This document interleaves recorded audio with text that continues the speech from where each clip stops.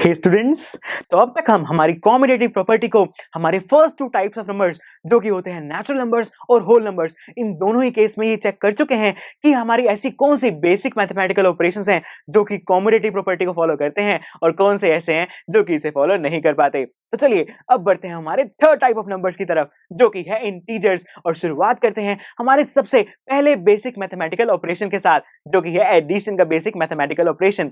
अब फ्रेंड्स, बिल्कुल पहले की तरह मैं कुछ एग्जांपल के बेसिस पर ये जज करूंगा कि जो हमारे ये बेसिक ऑपरेशंस हैं ये कॉम्यूटेटिव हो पाते हैं या फिर नहीं। और सबसे पहले एग्जांपल के तौर पर मैंने जो दो इंटीजर्स लिए हैं वो है -2 एंड 4। और दोस्तों इसके बाद अब मुझे इन दोनों को ऐड करके देखना है, यानी कि इनके ऊपर एडिशन का बेसिक मैथमेटिकल ऑपरेशन लगाना है और देखना है कि कॉम्यूटेटिव प्रॉपर्टी फॉलो हो पाती है या फिर नहीं। यानी कि दोस्तों अब मुझे यहां पर -2 के अंदर 4 को ऐड करना है। सो फ्रेंड्स, जब मैं -2 और 4 को ऐड करूंगा तो मुझे पास क्या आएगा?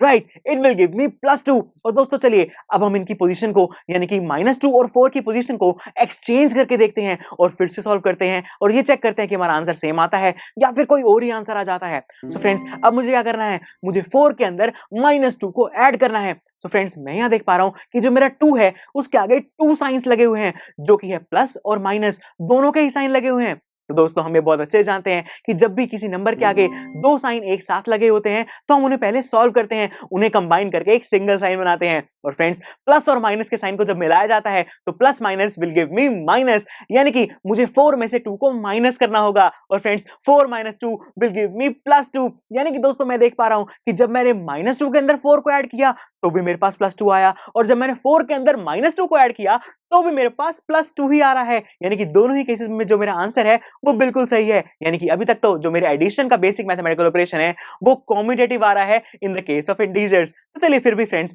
एक बार हम एक और एग्जांपल की हेल्प से ये चेक कर लेते हैं कि एडिशन कॉम्यूटेटिव है भी या फिर नहीं। और इस बार मैंने एग्जांपल के तौर पर जो दो इंटीजर्स लिए हैं वो है 3 और 8, और इसके बाद मैंने इन दोनों को ऐड कर दिया और 3 और 8 को ऐड करने के बाद क्या आएगा?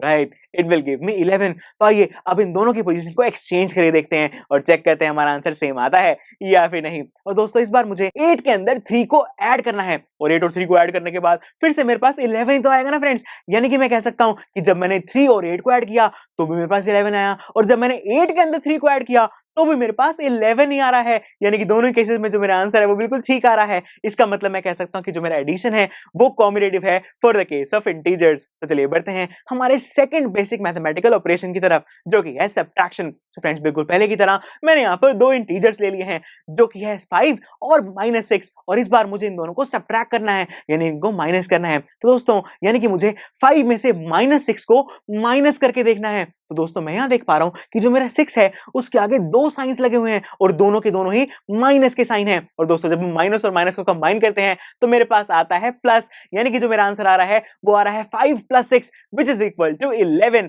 तो दोस्तों आइए अब हम इन दोनों ही नंबर्स की जो पोजीशन है उसे एक्सचेंज करके ये चेक करते हैं कि जो हमारा आंसर है वो बिल्कुल पहले की तरह यानी कि 11 आता है या फिर नहीं।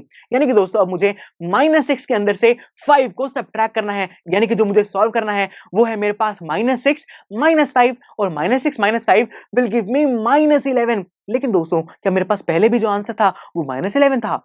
नहीं, पहले तो मेरे पास +11 आ रहा था और अब मेरे पास -11 आ रहा है। यानी कि जो हमारे आंसर्स हैं वो सेम नहीं आ रहे, इसलिए मैं कह सकता हूं that subtraction is not commutative for the case of integers. तो चलिए दोस्तों अब बढ़ते हैं हमारे थर्ड टाइप ऑफ ऑपरेशन की तरफ जो कि है मल्टीप्लिकेशन। और बिल्कुल पहले की तरह दो इंटीजर्स मैंने यहाँ पर एग्जांपल के तौर पर ले लिए हैं जो कि है 7 और 6, और अब मुझे इन दोनों को मल्टीप्लाई करना होगा। जब मैंने 7 और 6 को मल्टीप्लाई किया तो मेरे पास आ रहा है 42। तो आइए अब इस 7 और 6 की पोजीशन को एक्सचेंज करके फिर से सॉल्व करके देखते हैं। तो फ्रेंड्स इस बार मेरे पास मुझे यहाँ पर 6 और 7 को मल्टीप्लाई करना है, और जब मैंने 6 और 7 को मल्टीप्लाई किया तो भी मेरे पास 42 ही आ रहा है। यानी कि दोनों ही केसेस में जो मेरा आंसर था वो सेम है, इसलिए मैं कह सकता हूं that multiplication is commutative for the case of integers. लेकिन फिर भी हम एक और एग्जांपल लेकर देख लेते हैं सेफ साइड पर रहने के लिए। तो दोस्तों इस बार मैंने एग्जांपल के तौर पर जो दो नंबर्स लिए हैं वो है 8 और 2, और जब मैंने 8 और 2 को मल्टीप्लाई किया तो मेरे पास आ रहा है 16। तो चलिए अब हम इनकी पोजीशन को एक्सचेंज करके फिर से सॉल्व करते हैं। यानी कि अब मुझे 2 को 8 से मल्टीप्लाई करना है, और जब 2 को 8 से मल्टीप्लाई किया जाता है तो क्या आता है?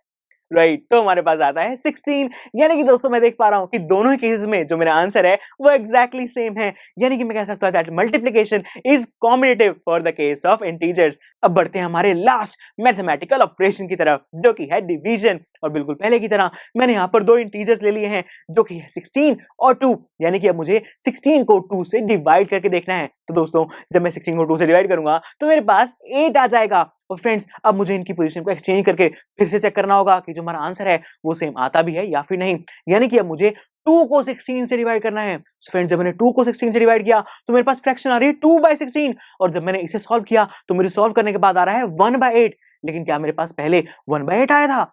नहीं, पहले तो मेरे पास सिर्फ 8 आ रहा था। यानी कि दोनों ही केसेस में जो मेरे आंसर्स हैं वो डिफरेंट हैं, वो सेम नहीं आ रहे।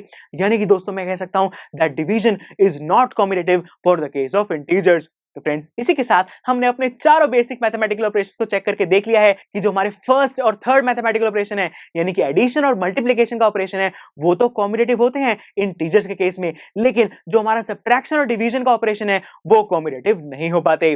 फ्रेंड्स इसी के साथ हमने अपने थर्ड टाइप ऑफ नंबर्स के ऊपर भी इस कॉम्बिनेटिव प्रॉपर्टी को अप्लाई करके देख लिया है। तो चलिए नेक्स्ट लेक्चर में बढ़ते हैं हमारे फोर्थ टाइप ऑफ नंबर की तरफ, जो कि है हमारे रैशनल नंबर्स। और उनके ऊपर भी ये कॉम्बिनेटिव प्रॉपर्टी अप्लाई करके ये चेक कर लेते हैं कि कौन से ऐसे मैथमेटिकल ऑपरेशंस हैं जो कि कॉम्बिनेटिव हैं और कौन से नहीं। तो चलिए फिर मिलते हैं आपसे नेक्स्ट लेक्चर में। आई एम श्योर स्टूडेंट्स आपको ये लेक्चर काफी पसंद आया होगा और ऐसे ही मजेदार तरीके से अपने हर एक कॉन्सेप्ट क्लियर करने के लिए डाउनलोड कीजिए PUStack ऐप को, जहां पर आपके पास और भी बहुत सारे ऑप्शंस होंगे, जैसे कि back exercise solutions, tip videos, sample papers and much more. So what are you waiting for? Download the app now.